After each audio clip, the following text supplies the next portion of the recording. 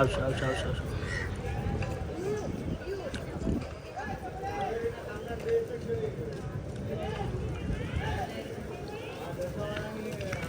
નો આવ્યું એ કીધો તારા ભાગમાં નથી. અહીંયા ઊંચું રાખ, હાથ માકડા આવશો.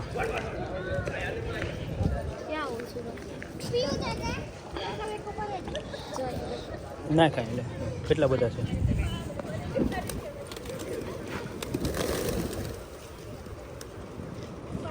ત્રિવેણી સંગમ, મહાત્રિવેણી સંગમ સોમનાથ. 3 નદીનો સંગમ થાય એટલે ત્રિવેણી સંગમ કહેવાય. હિરણા, કપિલ અને સરસ્વતી 3 નદીનો સંગમ થાય એટલે ત્રિવેણી સંગમ કહેવાય. ત્યાં આવે છે અને કબૂતરાને ચણ નાખી હવે માછલીને આ શું કહેવાય લોટનું કંઈક આવે મને નથી ખબર. એમાં જરીક જરીક બટકું બટકું જ નાખવાનું. હા એ માછલી રિહાણી છે હે નહીં તો આવું તમને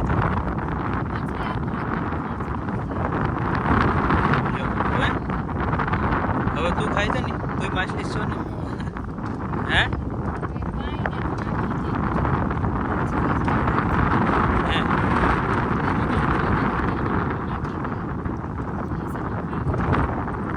સરસ.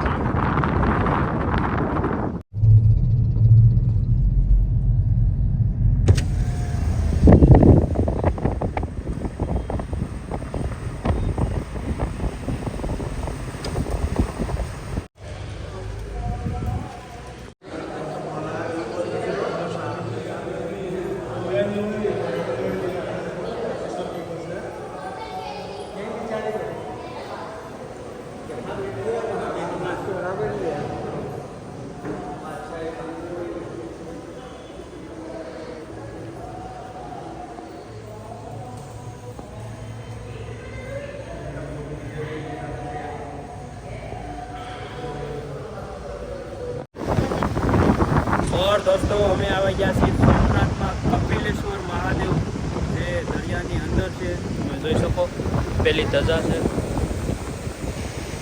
જોઈ શકો છો લિંગ શંકર ભગવાનની લિંગ દેખાય છે. લિંગ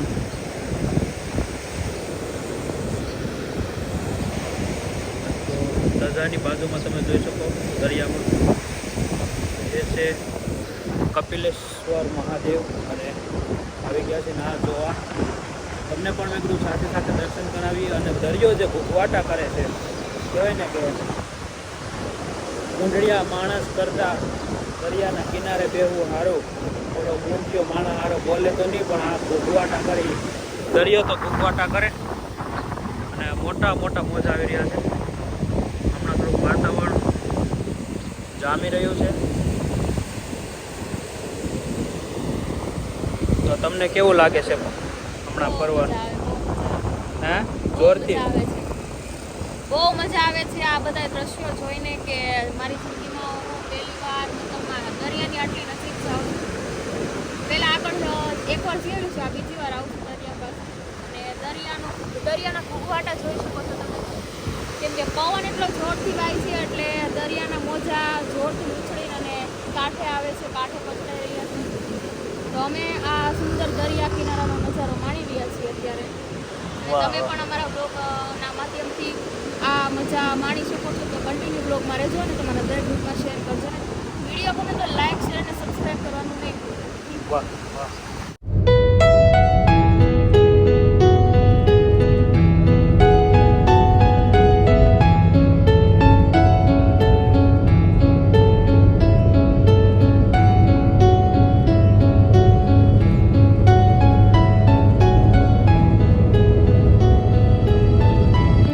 દોસ્તો અત્યારે અમે આવી ગયા છીએ પોરબંદર સાંદીપની આશ્રમ. અને તમે જોઈ શકો શ્રી હરિ મંદિર જ્યાં બહુ જ મસ્ત ગુરુકુલ અને ઘણું બધું છે.